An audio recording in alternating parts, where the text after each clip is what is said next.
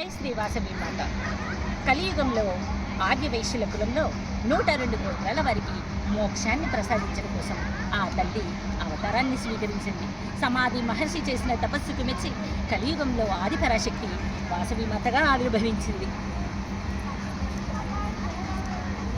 ఆ జగజ్జనని లోకమాత తల్లిదండ్రులు కుసుమాంబ కుసుమశ్రేష్ఠి గర్భమందు ఆ తల్లి జన్మించింది. ఆ వాసవి మాత సోదరుడు విరూపాక్షుడు. వాసవి మాత గురువు భాస్కరాచార్యుడు.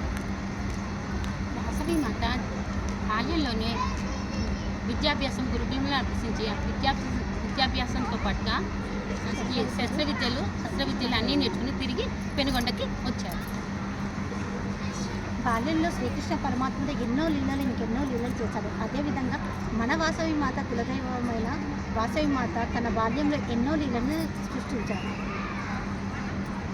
విరూపాక్షునికి రత్నవరి తన అమ్మాయితో ఘనంగా పెళ్లి జరిగింది. అన్ని దేశములకు రాజు విష్ణువర్ధనుడు ఒకరోజు పెనుగొండకు వచ్చాడు. విష్ణువర్ధన మహారాజు మన అమ్మ వాసవి మాతను చూసి వివాహం చేసుకుంటా అన్నాడు. కుసుమశ్రేష్ఠి 714 గోత్రాలను ఒక దగ్గర సమావేశం చేశారు.